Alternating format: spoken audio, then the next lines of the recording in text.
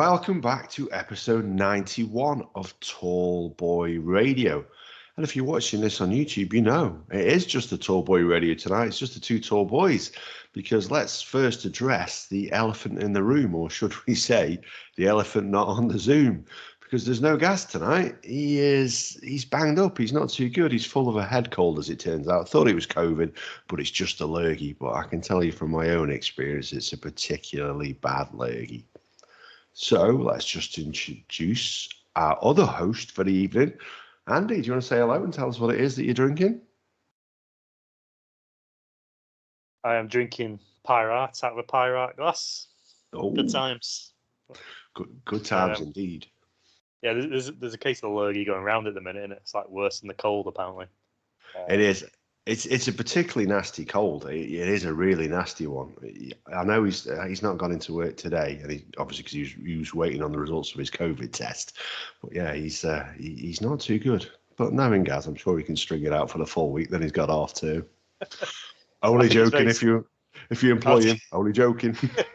I was going to say it's very selfish because it means I've got to talk more now. I know, that's it. It does change the dynamic of the podcast, actually, because this is the thing. If you ever listen back to any of these podcasts, and God bless you if you're a regular listener, you know that it's pretty much Gaz that does all the talking. So it's a bit more onus on myself as well tonight.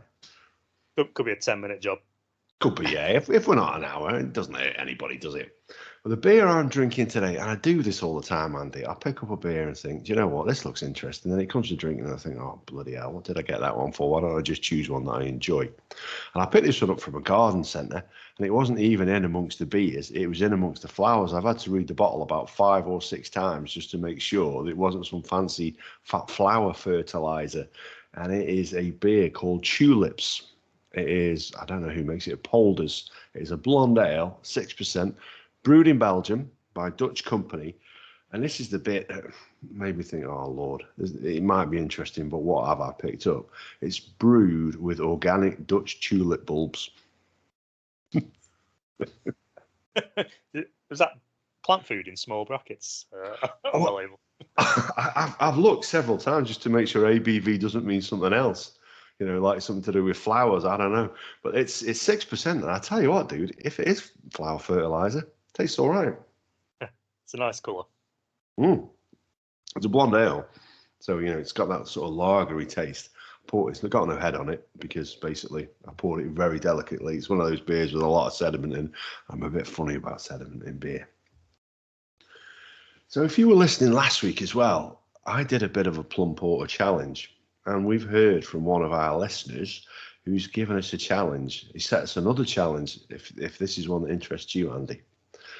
We buy 5 beers, or 15, because there's 3 of us normally. We buy 5 beers, different beers that we've had in the past that we could or should potentially recognise, and they get disguised. You put some tape around them so we don't know what we're drinking. So in the 1 week, we'll drink beer from week 1 and we'll say what we think it is and give us a score out of 5 by the end. Is that something you'd be down for? I'd just say drinking beer, so yeah. Exactly. I think that could be quite interesting. I think that's quite an interesting idea. So if we get on to someone like Belgian beer.company.co.uk, which is a beer company that you use, and it's one that's quite local to me. I actually thought you were going to be on the Grimbergen tonight, given the amount that you ordered, or is that all gone? We got 1 bottle left. It's in backup in case I finish this. for when you finish that, yeah. So if we order some beers off them, like say we chuck you some money and Amy orders it, tapes it all up, and then we hand it all out like beer 1, beer 2, beer 3, beer 4, beer 5. We're not told what those beers could potentially be. Then we take a sip, drink the whole beer on the podcast and say what we think it is, pour it into a glass, swirl it around, pretend that we know what we're doing. I think that would be quite a good idea. I think I'd be all right with the common beers, but if you start going down the rabbit hole of some random Belgian ale or something like that, I'd be like, oof. don't know what this is, but I'll drink it anyway. Well, that's it. See, if we did, especially if we did some different beers, not your regular common or garden beers, and by that I don't mean ones that are flavoured with tulips. I mean, like the stuff that we all will have had. So we all would have had a delirium. But I mean, I think the key thing is you need to get it in a can or a bottle that can be easily disguised, so that otherwise you're not lifting it up and thinking, yeah, it's got that grey pewter bottom to it. It's clearly a bottle of delirium or whatever. Although it's not made of pewter, it's made of something else. It's ceramic, I think. Never Boilermaker surprise as well. No. That's not. There might be a surprise, but it's not a pleasant one. So I think that's a good idea. And speaking of Belgian beer company, I have ordered from them today. We'll be picking it up tomorrow. I've ordered my beer for the podcast for next week from them because I'm on holiday, so that means I can drink some super strong beers and not have to worry about getting up early in the morning. So that should be interesting. And you'll be pleased to hear I'm going to drop the C-bomb nice and early. I ordered some Christmas beers as well for the Christmas episode when we do that. So it's a nice surprise. Yeah. I could probably guess. Yeah, you could probably guess at least one of them, I would suggest. But yeah, I got some different Christmas beers in as well. It'd be rude not to. So how's your week been anyway? How's the little one doing? He's doing good. He weighs a bloody ton now. Yeah, I think what do we do? Oh yeah, we came on yours on Saturday, didn't we? Yeah, if we knew Gaz was going to... Yeah, go on, sorry. I was just saying, when we got back, it must have been like, 9 o'clock, I think it was. And it felt like it was gone midnight. I was knackered. They're long days, aren't they, with nippers? They are long days. I wasn't even drinking. No, you weren't. Well, I bet you had a few then, didn't you? And this is the thing, dude. If we'd have known that Gaz was going to cry off on Saturday, we could have just recorded this in the hot tub. Oh, yeah. Like a couple of snow monkeys picking each other's nits and ticks away. Each other's, if we had hair. Yeah. Well, I'll tell you what, I've had an interesting offer this week, dude. I've been asked to officiate a wedding again. Oh, nice. Whereabouts is this? Well, it's not as further afield as the last one, which I think was it Missouri. This one's in Sandbach. Okay. Yeah, two people I don't know pulled up my profile on the Universal Life Church website and contacted me and asked if I would like to officiate at their wedding. Okay. What's my availability for January? Are you going to do it? I don't know. Kim says, look, this is the most important day of their life. For the love of God, the last thing they want is an idiot like you turning up thinking you know best and can help out and you can't. You'll just get a fit of the giggles and ruin it for everyone. I thought, yeah, she does have a point, to be fair. In your TBR robes. Oh, the official, the official church of TBR. Yeah, no, I've emailed them back and said, look, basically, my license, I can marry people in 46 of the 50 states. As how it stands in the UK, I'm not entirely sure, so I'll have to look into that. However, I should tell you at this point, I have never officiated at a wedding, and I explained to him about it being a non-denominational church in terms of you don't necessarily have to believe in God. You just need to believe in doing the right thing. And if I were to do it, what that would mean to them, what they wanted out of a minister. So I took it very seriously, but said, ultimately, if you do want me to do it and you can't find anybody else, and I suspect they'll be looking right now after they've just read that email, then yeah, I'll do it. It's not a problem. My cost is zip. You're just down the road. There's no cost to me. I'll come and do it if needs be, but probably get somebody else. So do you reply back, LOL? LOL, yeah. No, to be honest, it's one of those things. I'd love to do it. I'd do my very best. I would take it very, very seriously. But I don't know whether this mug turning up on your wedding days is necessarily what you're expecting. And whether you want somebody... I would take it seriously. But I always think when you've got a vicar doing it or somebody else, at least it's somebody who knows what they're doing and isn't going to get a fit of the giggles and probably hasn't drank 15 pints the night before. And they've got their own venue. And they have their... Well, this you could do it in your hot tub. Yeah. No, they have a venue. They have a venue, but just no one to officiate. I think it was Sandbach Hall. I'm not entirely sure where that is, but I know it's just up the road. I'd do That's not the place. That's not the pub opposite the church, is it? Is that the old hall there? I think it might be. Actually, do you know what? We actually said we were going to do a podcast from there anyway, so I could do that, and then we can go looking for ghosts afterwards. It's just what they want. Let me just finish this now. I think Gaz has spied some ghoulies in the toilets. Yeah. So I don't know. It's something I would love to have a go at, but I think you've got to be fair to the people involved, and I've been 100% honest with them. Listen, if they still want me at the end of it, look, trust me, I'll do it. I'll have a go, and it's a story to tell. Something else to put on the CV next to the Guinness World Record and on the other. Well, actually, that's all that's on my CV. Oh, make use of it, innit? You've done it. Exactly. This is it. When I did it, it wasn't with a view to actually christening anybody or performing exorcisms, but I thought, if I get the opportunity, do you know what? I'll have a pop at it. Why not? Weddings, I don't know. I was sort of thinking, at some point, Andy's going to want to get married, making an honest lady of Amy, and maybe it's my way of elbowing my way into the Seychelles or wherever you choose to do it. Oh, it could be a couple of years off that. I think we've always said Italy, but I think we're thinking of Belgium more. Well, I say we were thinking. I was thinking more Belgium. I speak a little bit of French. Just don't do it in the Flemish part because my Dutch is appalling, as we discovered. They speak more English there, so it'd be easier. Yeah, that's true. But you know me, I'm an awkward sod, and I was there. I insisted on speaking in French. I always remember when we went to Amsterdam. We went to the Heineken Museum. I might like say I learned Dutch while I was there. I don't speak a lot of Dutch. Ik wil graag een bier. And that's I'll have a beer.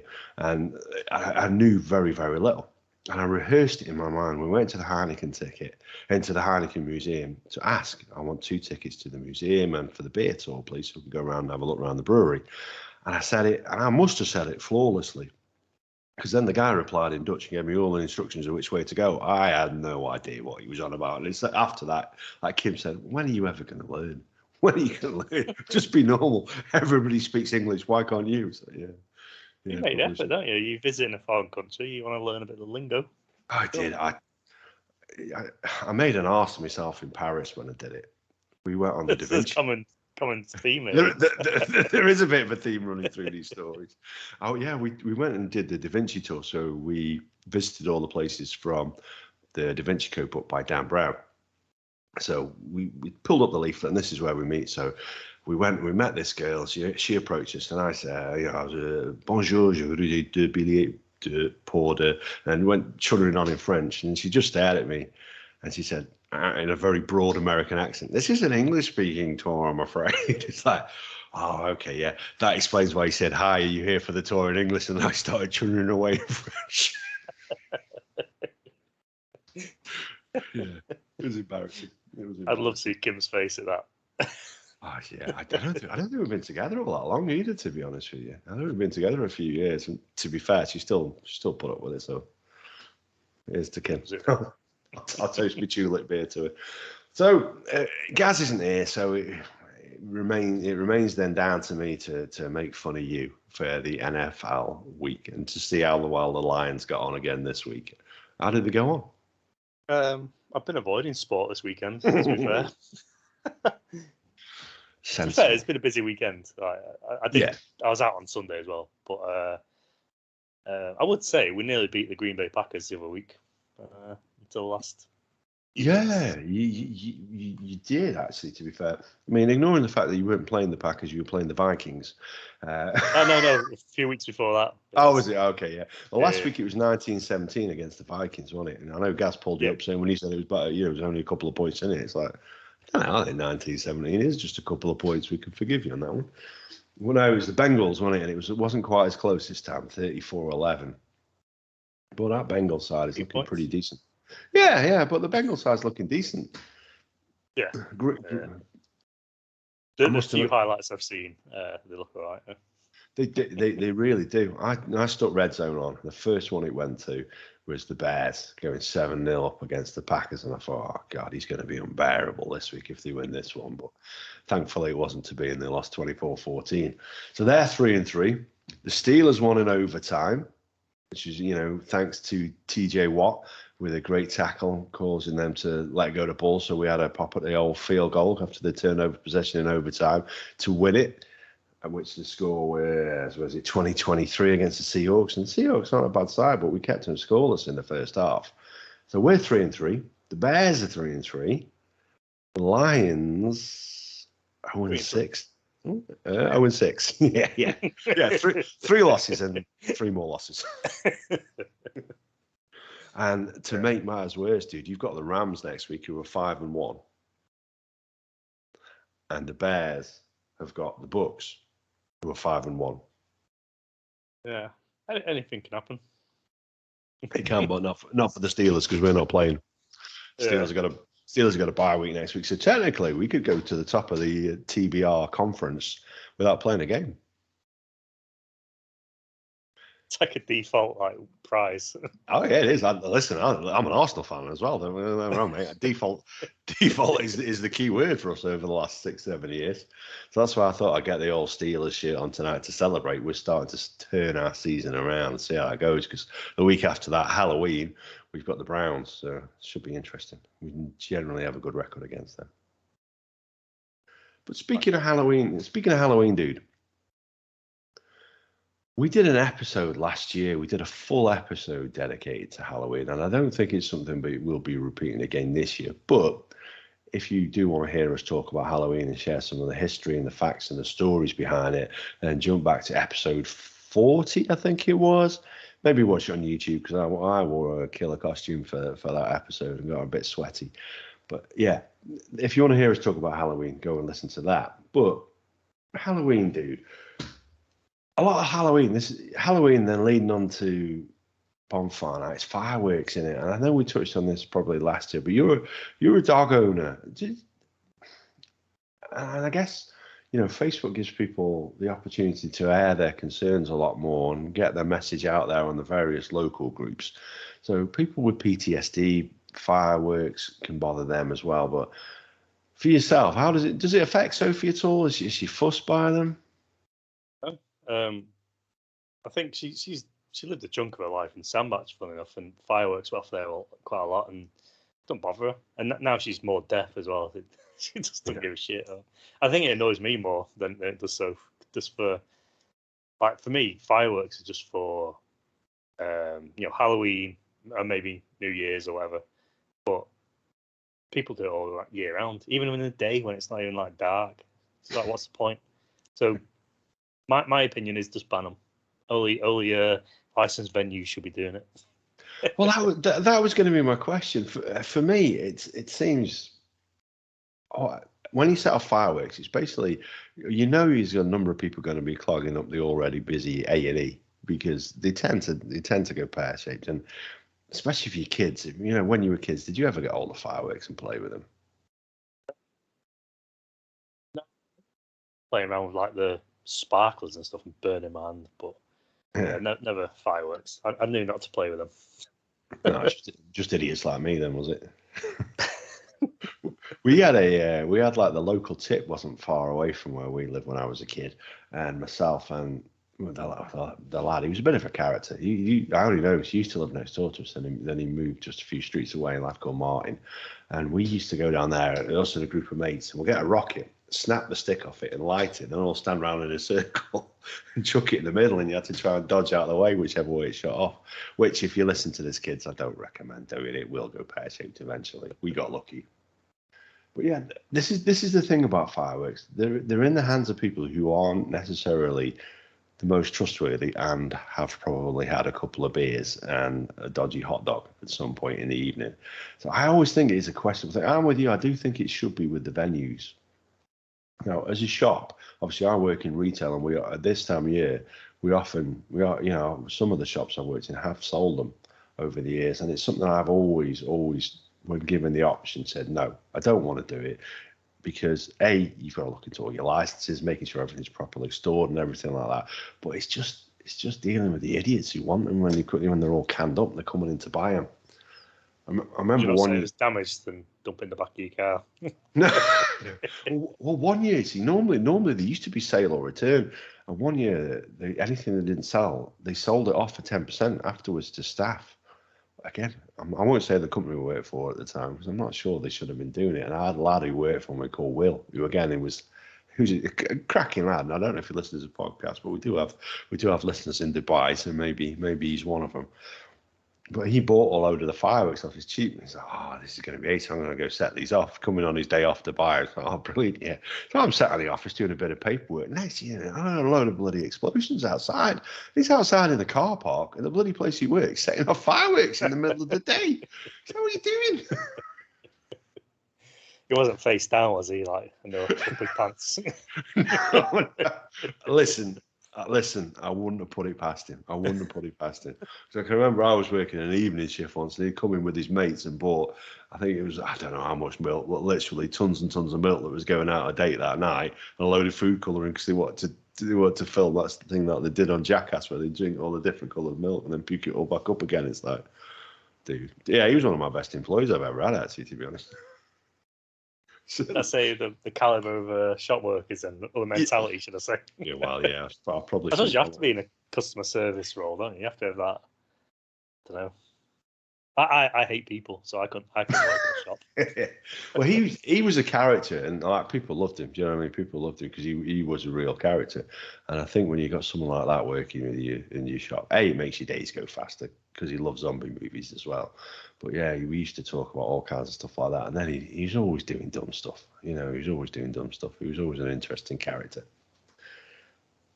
But yeah, actually, just going back to how to fireworks for a second. Asda this year, how do you think these will sell? Asda is selling silent fireworks. So they have the fizz and the bang up in the sky, but there's no fizz and bang. It is just a light show. Well, how do you think they'll go? Really weird, because I thought that was part of the excitement, the light and the bang, and yeah. See, this is my line of thinking. I think if you're the kind of guy who's going to go set off a whole load of fireworks, you don't really care that it's making a bang and it's upsetting the neighbour's dog, because you're doing it for the entertainment. So a silent firework, I'm not sure who that's aimed at, unless it is aimed at dog owners who just think, brilliant, I can set some of these off now. I'm joining all the fun I'm missing out of because they're all shivery inside. It's an odd one.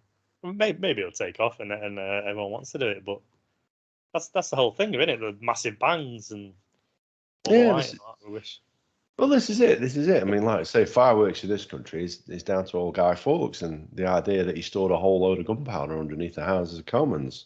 Was it the House of Lords? I think it was. Yeah, it was the House of Parliament. Either way, and that was the whole principle. So if you're not got a bang in your explosion, well, actually, to be fair, he didn't have a bang or an explosion because he wasn't successful. So it's kind of ironic that we set it off in many ways, isn't it? Maybe someone can explain that one to us. But talking of zombies and talking of Halloween as well, dude. Horror movies are always popular this time of year. If you subscribe to any of the streaming services, they're on, aren't they?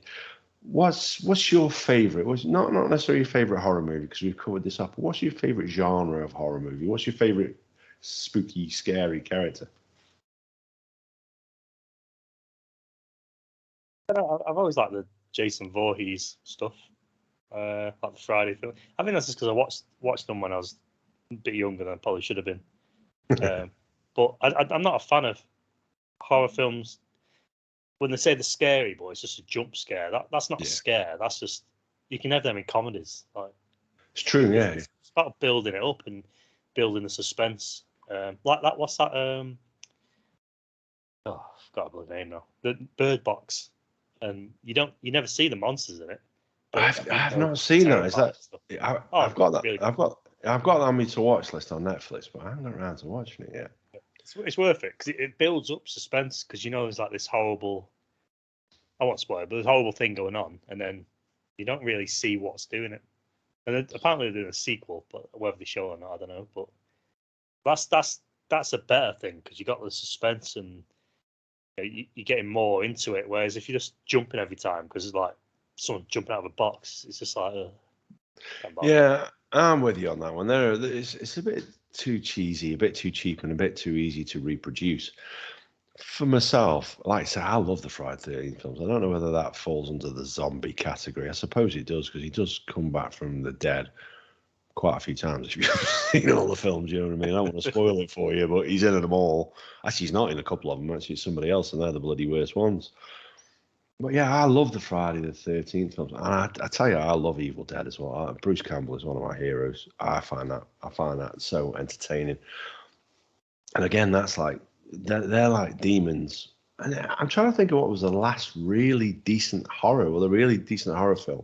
And I don't watch as many anymore. Like, we're having young kids in the house. I don't try not to put too many bad vibes out when they're sleeping, that they can then pick up on, like, you know, the mother screaming downstairs when she's been spooked by a zombie or some ghoulies.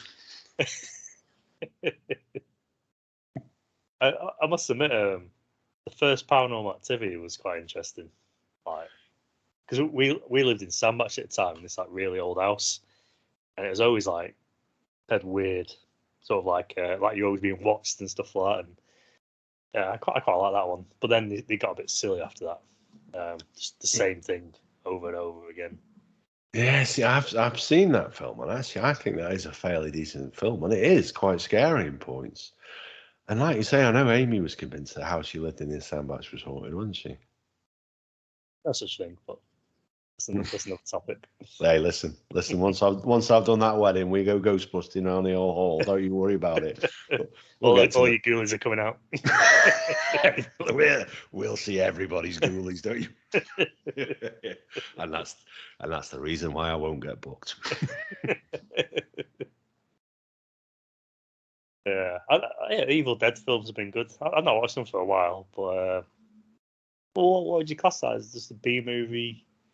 Action, the original was most definitely a B movie. It was made for like $50,000. It was a college project that was started by Sam Raimi and Robert Taper, and obviously their buddy Bruce Campbell, who acted in it. And actually, I think Ted Raimi made an appearance in the second one. I don't know if I think he helped out in the first. But yeah, and then the second one was made, which was almost like a higher budget version. It was almost a play-for-play copy of the first, so that more people would see it. But honestly, it made a fortune. And Stephen King had picked up on it. He'd seen it at a film festival and said how good it was. And that kind of leverage that it gave it a massive boost. And in terms of returns, it was one of the biggest returns of any film as a percentage of investment, probably up until like the Blair Witch project. What did you watch that one? What did you make of that bad boy? You know, because it certainly spawned a lot of found footage films after it, hasn't it?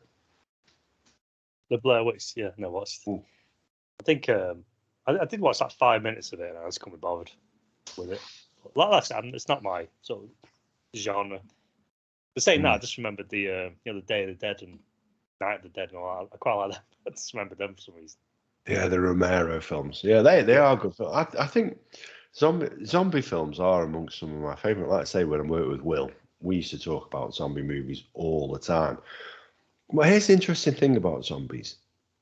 In terms of, if you think about like Dracula being about vampires and different werewolf films like that, all those characters are legends before they were made into film. Obviously, you know, Bram Stoker wrote Dracula years before, and that was one of the original vampire stories. There were plenty of werewolf stories and lycanthropy and people who turn and change when amongst the lunar cycles. But when it comes to zombies, now zombieism is something that actually comes from voodoo, and it is about reanimating corpses. And it's a zombie in title, not necessarily anything like you see in the movies. So the idea of a zombie, believe it or not, actually first comes from the movies. Some guy made it up for a movie for the 1932 film, and I forget who made it, but the film was called White Zombie. So actually zombies are the only sort of spooky, scary thing like that actually was a film before it was a legend, and the legend came after the films, because the actual zombification of people in the voodoo religion is completely separate. I think that's quite interesting.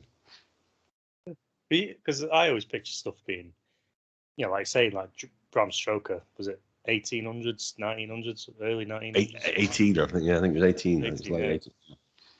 Yeah, I always picture zombies like that as well, because you get like, Day of the Dead and all, is it Cinco de Mayo like this? Where you Yeah. celebrate dead people and all that. And I thought it might have come from something like that, not some random 30s film.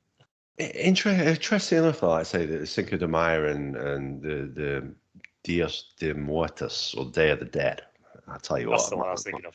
my linguistic skills, they never fail to impress today, apart from when they're used in the actual country that they should be used in. But yeah, so the idea behind the Day of the Dead is not a sinister one. It's a time for remembering those that have passed on. So, your grandparents or whoever, taking the time actually to talk about and share the stories and keep their memories and their characters alive. It's not supposed to be a scary thing. It's something the sugar skulls and everything like that were added afterwards to make it a holiday and to make it a festival. And obviously then it gets transformed by Hollywood into something that it never was intended to be, which is bizarre. I've seen some pictures of people carrying their grandmothers down the street and stuff. Is that a bit too far? That? Yeah, have you watched that program on Netflix, Dark Tourism? Have you watched that? No. Yeah, honestly, dude, watch it. It's just weird from start to finish. Basically, he goes to places, he visits different places where normally if you go on holiday, you just want to find somewhere with a decent whiskey, a decent beer, and maybe a couple of things to see if needs be. But as long as they're also near somewhere that sells beer and whiskey. But he goes and visits places like I think he goes to Chernobyl, and he goes and visits places in China which have had like releases like that have been exposed to radiation. And then there was a place that like slaughters a whole load of animals, like when somebody dies, and it's literally it's not even, when I say a whole load, I mean like pigs, cows, chickens. It just doesn't stop. The slaughter is non-stop. And he visits a place where they dig up their relatives once a year and get them out of the ground and celebrate their life. It seems unusual. Well, it's not unusual to us, but that's the thing with them, isn't it? It's something Yeah, they've done for centuries, if not yeah, thousands of years. I guess it is, but certainly, if I suggested doing that with with me nan, I think I'd be frowned upon. And nan, I apologise for that, but that's just an example. But it just seems unusual, when I think about my nan and I share the stories and the time that I had with her. I like to think of her, as a living entity. I remember her, she was as sort of, full of life kind of character, not something that we dug out of the ground, because I think the two things are entirely separate when it comes to personality and just your mortal bones and what have you. Is that a Christianity thing though? Like the Western world does it that way, or? Well, I personally would like to dig someone up and just to celebrate them. I'd rather, like I say, sit around other family members and talk about them and stuff like that, or even sit on my own and just think about it. Yeah, I think that's a nice thing to do. To be honest, what I did earlier this week, I was going through the old family slides, and obviously, if you're not familiar with what a slide is, it's what a photograph was before we had photographs printed. It's like this thing, you shine the light through it, and you either stick it up on a screen or you can have a little view. And I've got this little box to view the old slides on. And I was looking through pictures, funnily enough. I wasn't going to talk about this tonight. Actually, it's just led us down this way. And I was looking through old pictures of relatives, obviously, who have passed on. And I was actually looking for pictures of my dad when he was younger, so that when Bo comes over, he can sort of have a look at him and see if there's any family resemblance in them that he can pick out with any of his family members. But it was wonderful because it was a very different time. And looking into this little box with the dark surroundings and then the light behind, I'm going to use the C word again, I'm afraid. The Christmas ones were the best ones. Watching Christmases, pictures of Christmases from when I was a kid. So I think it was Christmases from when I was 2, so in 1975. And I was looking at pictures, and it was phenomenal. It was like a window to the past, and because the light comes from behind, the sparkle of the lights from the Christmas tree just made it absolutely magical. It's funny you say. I don't really have pictures like that. Even pictures of me. Don't have anything like that. That's got nice. Is your dad going to visit when Bo's over? Yeah, yeah, we're all going to go out on one of the days. And I've booked a restaurant actually, which should be quite nice actually, just something a little bit different. And we're all going to meet up because, obviously Bo is his half brother's son. So it's going to be interesting for him to relate the story. And one of the reasons why he wants to come on the podcast and talk is obviously we've shared on the podcast a few times the story. And when I did it as Beans and Stuff, I dedicated a whole episode to how I traced my genealogy and my family tree. And he said it'd be really interesting to share it from his perspective, in terms of receiving the letter and finding out. Because we always knew that we had an American granddad, John and I, but it was something that he was never privy to. So it would be interesting to hear from his perspective, getting this letter one day that I'd written and sent and popped all the evidence in the post to him. I look forward to sat there drinking and enjoying it. Yeah, well, I'm really looking forward to it. We've got some different beers to try. We're gonna get us all around the table. We're gonna have a go at live streaming it as well. And if nobody watches it, you don't really care. But it's just a different way of doing it. And yeah, I think that's going to be a real interesting episode to do. And it's one I'm really looking forward to. And it's getting closer and closer by the day now. I'm off on holiday, like I said, next week. Then I'm back for a week at work. And then after that, then we've got Bo here. So we're talking about 2.5 weeks away till he visits. And it was something that unfortunately had to be postponed due to the travel regulations around coronavirus. But it's looking, you can never look too far in the future, I suppose, because you never know. These things do change at quite short intervals. But I'm hopeful that it should be able to go ahead and we can finally meet up, because it's quite a strange one, really. What started off as somebody's name that had been passed down to me through conversations from my nan and my mum, and then it suddenly became a name on a computer screen, and then somebody via social media, and then somebody you're chatting via WhatsApp. To actually meet that person for the first time is quite an unusual experience, and having them stay in the house for a week it's an unusual set of circumstances, but it's one I'm really looking forward to. Demonstrates one positive of social media as well. Well, you're quite right. When you look at social media, there aren't many positives, are there, truthfully, to it? But yeah, it is. And one thing I try and do, I always try and use social media for the positive. I don't get into arguments with people and plenty of people do. I see it on there all the time. It's not worth it. You're not going to change your mind. They're not going to change theirs. So just let it go and move on. Log in as a different user. Yeah, they'll log in as a different user and slate them. No, I'm only joking. But yeah, it is a real positive story, because I do wonder if it wasn't for the digital side of things and using Ancestry.com, how I ever would have known. Because if it wasn't for the good old Church of Latter-day Saints, because that's who are behind Ancestry.com, they provide and gather all the information. If it wasn't for them, I don't know how you would ever go about and track somebody down. It must be nigh on impossible. I know my sister did our family tree years ago, because my granddad moved from Ireland. I think that's just before World War II it was, and she managed to obviously know his name, and he changed his name when he moved over here, blah blah blah, and I think she had to ring up people and different. I don't know if she had to ring up churches and stuff like that, and it's all sorts of weird things. Because in Ireland it's a bit different, their record keeping. I don't think as soon as you go back to grandparents, it's a lot harder to find. But yeah, it's a lot easier now, because I did it a few months back as well. I thought, well, for an ulterior motive, I'll say next later on. But yeah, I'm interested. It's just yeah. Well, I'm going to get my Irish passport, so I went and found my granddad's birth certificate and marriage certificate and death certificate and all that, and I used I think it was Ancestry.com. You basically put your details in, and then you put your parents' details in, and it mapped it all going back so far, all the family and stuff, and it's quite good. Modern technology was for the win. Yeah, fair play. To be fair though, we probably shouldn't be too surprised that you have a Celtic background with a the skin tone and the coloration of your hair. I mean, that, you know, there's clearly some Celtic in you in the background. You know, I'd say more than a little, given the fact it is. It's. I know you say it's strawberry blonde, but I still say it's ginger. Some vitamin D deficiency is also over. Quite possibly. Yeah.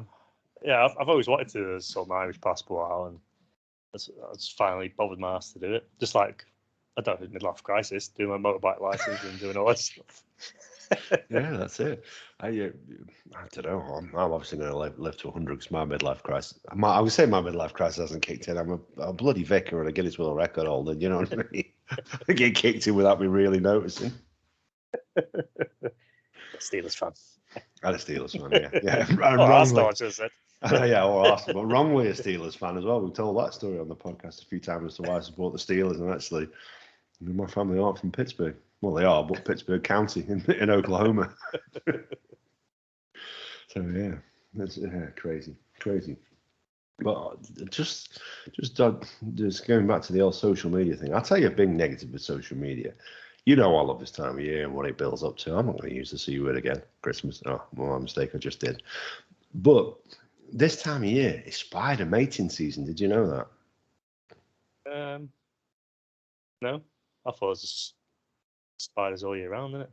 You do get them all year round, but they're more mobile this time of year because they're looking for a mate. So this time of year, they are out and about and they're mating, which is why you will see them more frequently in the home. Are you seeing an influx of the big old buggers? Well, we have a few around the house that we leave all year. There's something wrong with you, there is. Well, they keep the flies away and they just keep the I'd rather have flies than spiders. No, it's hopefully it's gonna like open the fridge for me one day and sip up a beer and bring it to me. Well, see, now you're good enough not to share pictures, although in the past you have sent me pictures of them to spook me. But people, I don't know why they feel the need to do it. We'll share a picture of a spider they're clearly afraid of. Take a picture of it and put it on Facebook. I don't want to be scrolling through and seeing that. Good God. So I've been looking into, because one of my wife's solutions, right? Has Amy used it? Conkers. Oh yeah, there's loads around the house. Yeah, but for me, it's like, well, this is the thing. It's like I always say to him, it's a bit of a choking hazard for children. Do you know what I mean? Because they see something on the floor, it ain't going to stop them from picking it up and having a go at eating it because they'll eat anything. Well, I had a quick look, and actually, most places you look at, they do say the conkers do scare them away, as does peppermint oil. I'm not a huge fan of peppermint oil. Now, obviously, we've just had the hot tub outside, as we talked about in a couple of episodes. And one thing we noticed, we were closing the door up, but obviously the lights were on outside. We got the lights on from the hot tub. And there's been some absolute beasts on that back wall waiting to get in, spying their opportunity. When I say waiting to get in, they haven't got the swimming trunks on. I mean, I was going to say a little towel like on the that's it, yeah. When they're ready, lads. Well, no, waiting to get in the house. So I've got them with the old slider. Don't you worry that I've nailed the sons of guns. But yeah, they are, and I'm going back to that. I will share a picture again of my spider murder device or whatever it was called. It needs to be made. It's just a little adapter. You stick it on the end of your Dyson. Most people have got a Dyson these days. You plug it on there and it sucks them in. And as the spider is sucked in, the sucking motion is causing the blades to rotate, so it just mushes them up nicely so that they can't get back out. Once you get 100, you got a smoothie. Oh, spider smoothie. You're still on bloody I'm a Celebrity, aren't you? I find with like spiders now, they're part of a food chain. They do have a purpose. I don't entirely know what that is. I don't know. They keep flies out of my face. So, yeah. I'd rather wasps or something. Kill them. And mosquitoes, yeah. Well, mosquitoes are annoying. Yeah, mosquitoes are annoying. Well, wasps are never really. But we had a wasp nest in the cupboard you have outside your house with your electricity meter in it. We had a wasp nest in there. It's like, because we haven't got a smart meter, I had to provide the reading for it. I was just like going on a lot of bloody wasps around here in this bush. Open it up, and then it's like, you do a double take. You think, Well, that wasn't there last time I went in there. It was like some kind of seen them on the shredded wheat adverts or something where they got the honey. And then there's a load of wasps flying out, agitating. So I closed it back up again and darted back and thinking, well, this isn't good. But I still do need to provide my meter readings. And the longer I leave it, the more electricity I've used. So theoretically, the more I'm going to get charged. I'm not having that. So I had to go in there and get the reading anyway. And then we got some guy out to fumigate it. Once you stop doing the Ned Flanders scream. Yeah, I didn't scream because it was I did a double take. It's like, I don't think I've really just seen that. Surely I'm making that up. I haven't just seen a bloody great big wasp nest inside my electricity meter. Fortunately, it wasn't in the way of the screen. I can still see it. So I went in there. Smart meter, you don't have to go in there. Well, when we moved into the house, right, we had a smart meter because it's a new build, and we were with Eon. And if you're with Eon now, or if you are working for Eon, I apologise, but you're bloody expensive. I wasn't going to stay with you, so we cancelled it off before we got in and transferred our current energy supplier, who I've generally found, I'll say now, Scottish Power, generally quite reasonable. So we switched to them, and then we said to Scottish Power, look, we've got a meter. And we've got one of the smart meters. Can you just set it up with that? It's like, well, no, we can't. You need to get a new smart meter for us. And you're down the list because you've already got a smart meter. It's like, well, that doesn't make any sense. And eventually we got right up back to the top of the list where we were qualifying for a smart meter. And the guy turned up and he said, oh, I'm really sorry, but the serial number on your gas that has been supplied doesn't match the one that's out there. So you can't have one. I'm going to have to go. So we're now back at the bottom of the list. We're now with the right number so they can come and supply a smart meter. And then obviously COVID kicks in and nobody's coming out. It's like, brilliant. Thanks. We're with Eon and we've got one. Oh, there you go. Yeah. Yeah, I know. Like, obviously, I think Gaz is the same. Obviously, they moved in. He lives next door. They were there. And if I just left it, if I just left things as they were, it's obviously good. I'd know exactly how much my hot tub was costing me. Yeah, you don't want to know that. No, I don't want to know. Blissful ignorance, definitely the best in this set of circumstances. So, something I tweeted out earlier in the week. We've had 22 different guests on this podcast. And obviously, Bo is going to be the 23rd. Looking forward to that one, and unless we have someone else in between. But we've got Dave on next week, but he's already been on, so you don't really count. I'm afraid, Dave. Sorry if you're listening, but you don't count. We're talking about different people, not the different episodes that we've had guests on. I put something out there because I think one thing I'd like to do is work with. There's quite a few podcasts with the words "tall boy" in it. And I'd like to work with somebody or collaborate with another podcast of tall boys. And it's the same thing. Remember we had Todd on and he said consistency is the hardest thing in podcasting. And when you jump on there, you'll see loads of different podcasts with 1, 2, 3, 4, 5, 6 episodes. And this is the same. Every other podcast with the words tall and boy in it, they ceased to be after maybe just a couple of episodes or 5, 6 in, or haven't been going for 2 or 3 years. So I put them, we've not had any reply. But if you listen to this and you know of anybody who has a podcast with Tall Boy in it, because I looked at Tall Boys, the Tall Boy Show, a couple of Tall Boys, 2 Tall Boys. That's us tonight. Sorry, Gaz isn't tall anyway. No disrespect. He's of average height. He's not we don't go down that route again, do we? But he's not short. Let's just leave it at that. Yeah, so I'd like to, and again, if you listen to this and you are a podcaster, just get in touch. We love working with other people. We love having guests on, don't we, Andy? Yeah, it's a bit of variation. It's good to learn something as well. It is. Every time we've had a different guest on, it's been a different experience. Obviously, Dave from Double Trouble has been brilliant. Dave, when he came on and did his episode, Devil's Advocate, I think he's going to come on and do something similar next week. He's with us next week, and he's going to ask us a bunch of questions that are going to put us on the spot again. But this time, it can be any subject, so that should be quite interesting. See if Gaz goes off sick for that one. Beers. Yeah. We need to have a good whiskey. Let's sort him out. Yeah, that's it. Now, well, listen, this is the thing I've said to him, dude. Get a whiskey. Do the power good. He's having none of it. We drink it and we're fine. Yeah, exactly. Yeah, we've never had the Rona that we know of. That's it. Maybe that's what they inject into you with a vaccine. I don't know. I'd take it then. Yeah, yeah, absolutely. Yeah, me too. Yeah, and I'll be up for it every week then. No. It'd be like the doctor on Cannonball Run 2, just squirting it straight into your mouth. So, a few things in the news then that's probably worth mentioning. What do you make about William Shatner being the oldest man in space this week? Yeah, it's interesting. I mean, it's good to see because obviously he's been in a lot of sci-fi stuff. So yeah, I've not really watched any. Well, I knew when he flew up and all that, but I mean, I've not seen any of the interviews afterwards or anything. No, I haven't either. I just like the life imitating art side of it. Obviously, he portrayed James Tiberius Kirk on Star Trek for I don't know how long. Actually, I don't know how many episodes they did of the original. And then obviously, he gets to go up into space, and it's an unusual achievement for someone like that.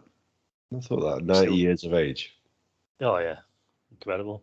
It's probably like I wonder whether he felt young again, like going into space and living a dream that millions of people have of going into space and all that. Does it interest you at all? No. It doesn't interest me either.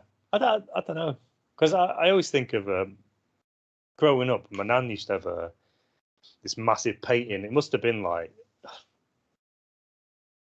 7 feet wide and just like a couple of feet high, but it was like on the moon surface looking back at the Earth. And I always remember it, and I never looked at it. I'd love to go to the moon. It just never interested me. No, it's not something that's ever interested me. I remember not reading, that's a lie. I remember hearing an interview with a guy, and I think there's only something been 13 people who ever stood on the surface of the moon. Maybe it's an even number, I'm not sure. But there's only a very limited number. And obviously, it's not been for quite a few years now since anybody's ever been up there. And there was a guy, and obviously people talk about how incredible it must be to stare back on Earth as depicted in your nan's picture there. But the guy said, actually, you do look at the Earth, but what you do get is actually an incredible feeling of loneliness, knowing that you're stood on this huge globe in space. Even when your loneliness on Earth, you know that there's 7 billion other people on the planet with you. Up there's you and maybe 2 other people. And I thought, wow, I never thought about it from that perspective, but that is really quite unusual. That's quite good, actually. Yeah, he wrote. Yeah, you'll love it. Yeah, you'll love it. Away from people, be ideal for you. No, that's an interesting, romanticized sort of thought. Yeah, in terms of, I think I forget who it was. Somebody's played golf up there. There's one of the chaps actually. He was one of the people who, obviously, whenever they send the lunar modules out, there's 1 or 2 of them get to walk out on the moon, but somebody always has to stay in the module. And one of the guys who was up there wrote a book of poetry on the moon, which is quite interesting, quite unusual. At the same time, you do sort of think, I know you're supposed to stay in there, mate. You probably had a job to do, not pissing around writing poetry. But fair play to you. Well, he did like a big guff in there as well. I thought, I'll just teach them when they get back. When they take their helmets off. Yeah. Whoa. Yeah, it's something that's never appealed. I kind of think as well at the moment, there's enough going on this planet. Let's just forget about the coronavirus for a second. There's enough going on this planet in terms of poverty and people who are going hungry. Would that money that it's taken to put good old Bill Shatner up in space, could it not have been really better employed somewhere along the line in terms of feeding people? Was it Prince William that came out saying that, all the interest in Mars and space and all that, they could have spent that money on Earth's problems and green technology or whatever. And I think I saw somewhere they're saying Jeff Bezos is worth X amount of billions. It's like he could afford to give everyone $1 billion and still be have billions. It's like, I don't even make sense. It's such a disgusting amount of money. I think the stat I read was about UK billionaires, and obviously we know that during the pandemic, UK billionaires have got 50% richer, which is an interesting statistic if you are a conspiracy theorist, but it's an interesting statistic nonetheless. And I read, in terms of the people in the UK, if you were to half the amount of money that they'd made in the last 12 to 18 months, You can afford to give everybody who was below that breadline, who was considered to be below the living in poverty, you can afford to give each one of those people £30,000 and still be they'd be unaffected. They'd still be billionaires. And that's life-changing money as well, isn't it? Yeah, it is for those. For those with absolutely nothing. It's a vast. Don't get me wrong. I wouldn't say no to 30 grand, but it's a vast amount of money. It is a vast amount of money, and I just think what these people are doing. Don't get me wrong. We're excited by it. We see it. We think it's wonderful that Bill Shatner gets to visit space, but that money could really be spent in a lot of better ways, making a difference on this planet, because pissing around and flying off up into space is never really going to get us anywhere. There's nowhere anywhere near us that is inhabitable, that is inhabited, and you can do all you like, but I think we're doomed as a species anyway, and if this is your solution, it's not a solution. Yeah, get on the TBI web store, sort brother out. God, yeah, exactly. Yeah, we'll reinvest it sensibly. Don't you worry about that. Although, if we really took off and had the opportunity, do you want to do a podcast from the moon? Yeah, go on, yeah. Just like blowing your nose with like £100 notes. Yeah. Wasteful. Yeah, we could be really wasteful, couldn't we? God bless us. So what about yourself then, dude? Anything else you want to chat about tonight? A lot of the stuff that I've noted down we haven't talked about. We've done one of Gaz's favourite things and have a few left turns. Yeah. Well, we talked about the reload rub, I suppose. We've talked about that before. Yes, we can talk about that reload rub, Andrew. I've bought loads of rubs from like supermarkets and stuff. I've even bought like True Reds and all that, and nothing's blown me away on like these reloads. Like, it's got me. I love meat, but now I love it even more. It's like I didn't know you could have flavour. I've never had flavour. I know what you're saying, dude. I've never had flavour like it. And for those who don't know, on the weekend we all got to do the old switcheroo, so we passed them round. So I forget which way who's got what now. I think Gaz has got the ballistic, and the other one that I had, was it fully loaded? I think I can't remember. Yeah, you've got mine, and then I got Gaz's. Yeah, that's it. Yeah, Gaz got the better end of the deal because I'm a generous of spirit, and I left a little bit above the line. Andy, bloody hell, fire! Do you know what I mean? We used the high caliber.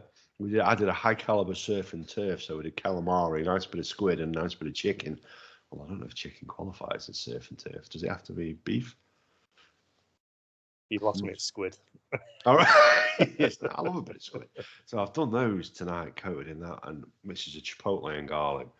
And I've got none left now, to be honest. So that's the one meal. I said to Kim, I hope we don't enjoy this one too much, because frankly, we've got nothing left to bloody afterwards to try it, because old Mr. Ryan got carried away with it. But I owe you like half a teaspoon worth. Half a bloody tablespoon more. But in all honesty, it was phenomenal. That was one of the ones I said to you, one that I was quite excited about trying, and it was fantastic. Oh my word! Like you say, the flavors. I still swear by that ballistic that I passed on to Gaz. That was my favorite so far. But yeah, the chipotle. I love chipotle. I love garlic in food. I put a lot of garlic in my food. So I'm not worried about vampires on spooky night. Don't you worry about that. I have chipotle and everything. I love it. And with the garlic as well, just perfect combination.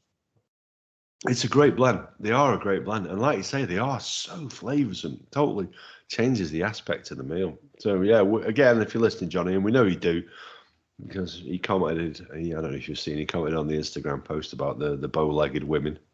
It's a saying I'm not familiar with. If you want to find out exactly where it comes from, Johnny shared the rest of the quote with you. I can't remember it off the top of my head, but it was interesting. Well, yeah, thank you, Johnny, for sending those to you. We absolutely appreciate the hell out of it, because it is phenomenal stuff. It is phenomenal stuff. But all you've really done is getting addicted to stuff that we can't get hold of. Yeah, we're not thinking about that so far. No. That's it. We've still got the last switcheroo to do at some point, and then we need to get Todd and Johnny back on and do that episode where we try the Magnum. And I'm telling you now, because the Magnum, you can smell through the seal, dude. It smells epic. It smells absolutely phenomenal. I can't wait to try that one. I'll do it on some squid for you.